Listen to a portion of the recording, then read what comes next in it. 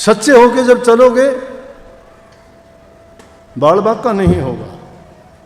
हम डरते हैं, भय लगता है। क्यों लगता है? भय वाली चीजों को हृदय में बसा रखा है। आप सभी को प्यार भरी राधा स्वामी जी। देखिए, जो आज का सत्संग का विषय है उसमें महाराज जी ने बताया कि अभिमान नहीं, आत्मसम्मान को जिंदा रखो। आत्मसम्मान जिंदा रहेगा ईमानदार रहने से, प्रभु नाम की ओर जागृत रहने से, परोपकार से, दरिया दिली से और भक्ति से। महाराज जी ने बताया कि दुनिया ही नहीं बल्कि परमात्मा की मेहर की दुआ करो। जब परमात्मा की मेहर होती है तो आप बादशाहों के बादशाह होते हैं, आपका कोई भी कुछ नहीं बिगाड़ सकता। और साथ ही सतगुरु महाराज जी ने बताया कि इंसान ने चोला मिला है तो उसका फ़ायदा उठाओ। उसका फ़ायदा सतगुरु की भक्ति करने से होगा, अपने मन को गुरु के चरणों में लगाने से होगा। अगर हम कुछ पाना चाहते हैं तो हमें सब कुछ परमात्मा को सौंप देना चाहिए। परमात्मा अपने आप हमारा भला करेंगे और हमें इन मुसीबतों से निकालेंगे। तो चलिए आप कीमती समय सत्संग को शुरू करते हैं। कृपया सत्संग को पूरा सुनकर पुण्य भागीदार अवश्य बनिए। राधा स्वामी। परमात्मा ने चाहे इंसान की सृष्टि बना के अपने आप को छिपा लिया, लेकिन इंसान ने प्रयत्न करके उसको ढूंढ लिया, उसको ढूंढ लिया, पा लिया, लेकिन उसका तरीका है। तो ये ताकत इंसान में ही है। प्रभु ने तो कह दिया था कि मैं तुमको बना के तुझे मिलूंगा नहीं, लेकिन इंसान में वो ताकत भी दे दी थी कि अगर तू खोजेगा, सच्चा खोजी बन के आएगा तो मैं तुझे मिल जाऊंगा पल भर में। क्यों कह दी कबीर साहब ने, मोह को कहाँ ढूंढ रहे बंदे, मैं तो तेरे पास में। कहाँ ढूंढने जाते हो? मैं मंदिर में नहीं, मैं पूजा में नहीं, मैं पत्थर में नहीं, मैं पानी में नहीं, मैं तीर्थ में नहीं, उपवास में नहीं, मैं तुम्हारी सांसों के सांस में रहता हूँ। एक पल के लिए तुमसे नहीं बिछड़ता, तुमसे दूर नहीं रहता, लेकिन तुम उसको खोजते ही कहाँ हो? बात को समझते नहीं, कया कुछ जाता है, मानते कुछ हो। अभी 4-5 दिन पहले ही अपने आगरा से 2 माताएं सत्संगी, पुरानी, पहले भी 1-2 बार आई थी, आके कहने लगी हम रुकेंगे 5-7 दिन। मैं जब तक आपकी मर्जी, रुको, मैं 2 दिन तो बाहर जाता हूँ। अगर कोई बात हो मिल लेना। सत्संग सुना, शब्द वाणी होती थी, आरती बेनती होती थी, सुन के बड़ी मस्त हुई। कहने लगी जी बहुत मज़ा आया। फिर कहने लगी कि जी एक बात पूछनी थी आपसे। माँ पूछो, पता होगा तो ज़रूर बताऊंगा। कहने लगी जी ये कहते हैं कि ध्यान करो इन आँखों के पीछे, आँखों के पीछे। बोले वो आँखों के पीछे कौन सी जगह है? मैं बोला जिन आँखों से देखती हो आप। बोले हाँ। कहाँ देखती हो? बोली सामने। और आँखें बंद करके देखोगे तो कहाँ जाएगी? पीछे। जब साधारण सी बात है, हम कहते हैं कि ये आँखें तो बंद कर लोगे, ध्यान लगाओगे तो कहाँ जाओगे? सूरत कहाँ बैठी मिलेगी? इन दोनों आँखों के पीछे। आगे नहीं है वो, आगे तो दुनिया है, आगे तो ये रचना है। जिसको इन आँखों से देखते हैं उसको खोजने के लिए जो तुम्हारी गुप्त गली है उसमें जाने के लिए तो आँखों पीछे देखोगे। पीछे देखोगे तो पीछे तो मुड़ के देखोगे तो ही पीछे देखा जाएगा ना।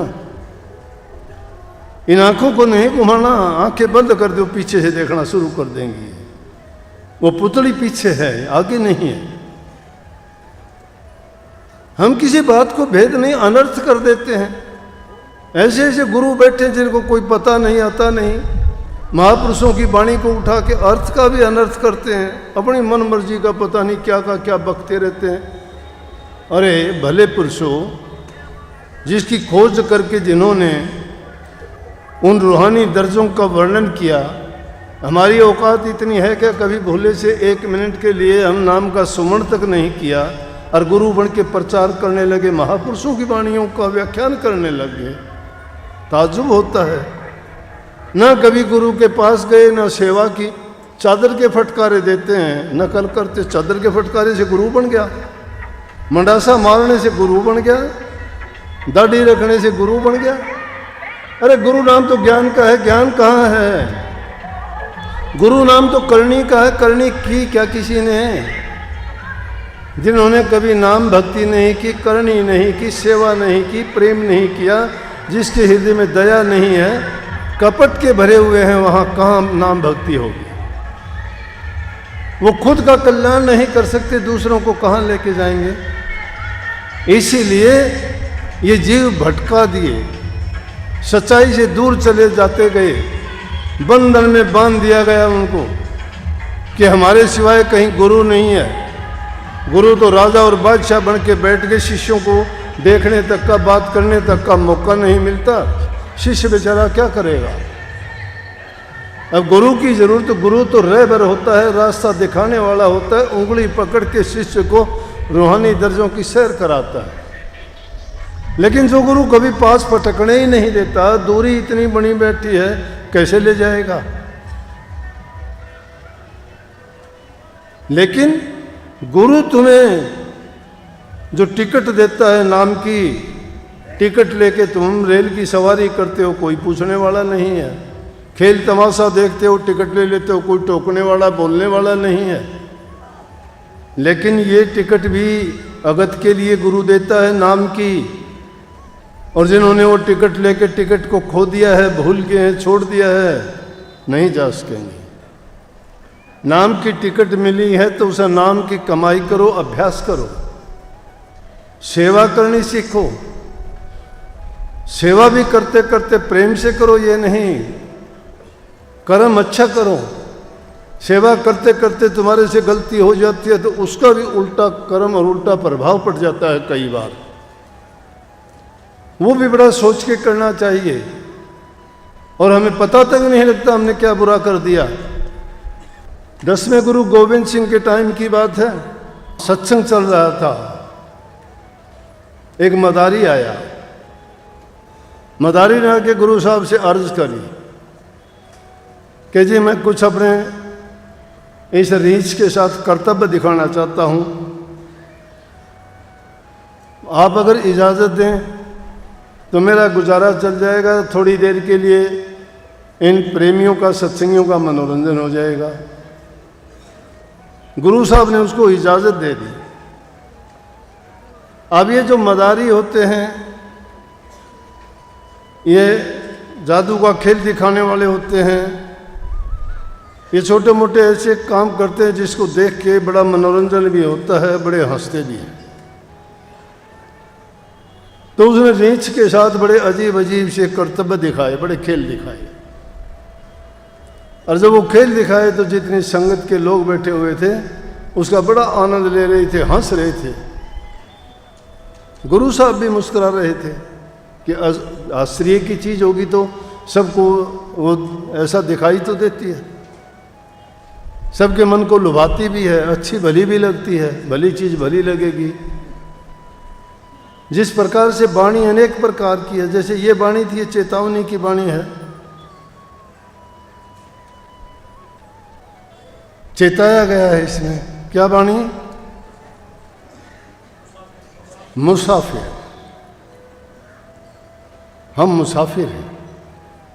मुसाफिर पथिक, रास्ता चलने वाला, चलता है, मंजिल की तरफ जा रहा है, थक जाता है, आराम करता है। थकने के बाद मन नहीं करता कि चलूं कि नहीं चलूं, रास्ते में छोड़ दूं। मंजिल जिसकी दूर होती है, रास्ते में अगर बैठ जाता है तो तय समय पर नहीं पहुंच पाता वो। लेकिन हम जिस मंजिल के लिए चले हैं, उस मंजिल का ठिकाना हमें पता नहीं कितना लंबा, कितनी दूर है, और उसको पाने के लिए हमें लगातार चलते जाना है, रुकना नहीं। कितने ही रास्ते में बाधा आएंगी, तकलीफ आएंगी। आध्यात्मिक मंजिल को पाने के लिए अनेकों प्रकार के कष्ट हमारे सामने भी आएंगे। तो एक चेतावनी वाली जो चीज़ होती है तो इंसान के दिमाग में बात करती है कि ऐसा करना चाहिए। भयानक होती है तो डर लगता है इंसान को कि ओह मेरे से पाप हो गया, मुझे सजा मिलेगी। अगर ये डर नहीं होता तो इंसान पाप पे पाप करेगा। एक रोचक होती है जिसको देख के आदमी को बड़ी खुशी होती है, आनंद होता है। यथार्थ जो होती है उसको देख के इंसान को अपना अंदाजा लगाता है कि क्या मैं करता हूं, मैं तो कुछ भी नहीं करता इसको देख के। दूसरे अभ्यासियों को देख के जब उनकी बातें सुनता है दूसरा अभ्यासी, तो कहता है कि देखो इसने क्या कर लिया, ये मेरे से बाद का है, साथ का है, इसने तो क्या पा लिया, मैं कुछ नहीं पाया। हमारे साथ के भी और काफ़ी सत्संगी थे, वो यहाँ तक क्यों नहीं पहुँचे, क्यों रास्ते में डगमगा गए वो? उन्होंने हिम्मत नहीं जुटाई मंजिल की तरफ बढ़ने के लिए। अगर उस मंजिल की तरफ चलते, बाधाओं को पार करते हुए पहुंच जाते।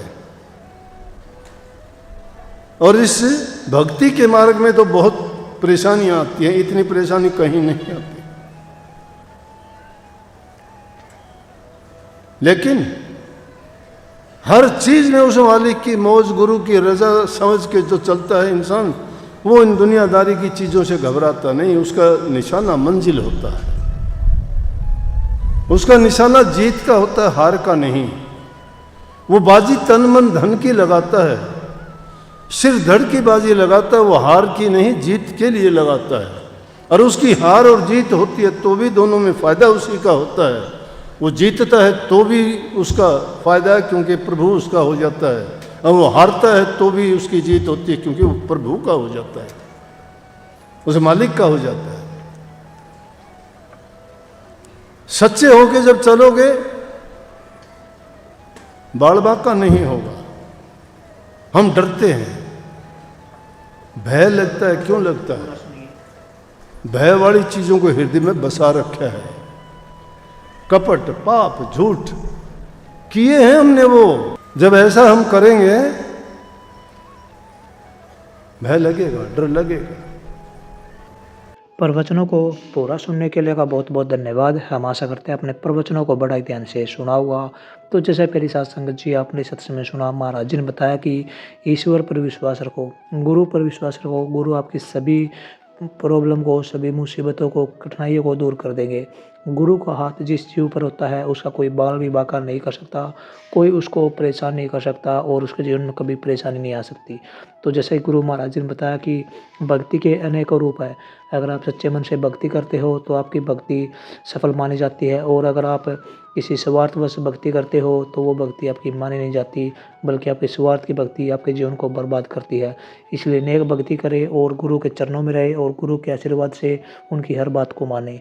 और साथ ही अगर आपको सत्संग अच्छा लगा तो कमेंट बॉक्स में राधा स्वामी लिखकर पुण्य भागीदार अवश्य बनिए। मिलते हैं जल्दी एक नए और बहुत ही प्यारे प्रवचनों के साथ। तब तक के लिए आप हमें दीजिए राधा स्वामी।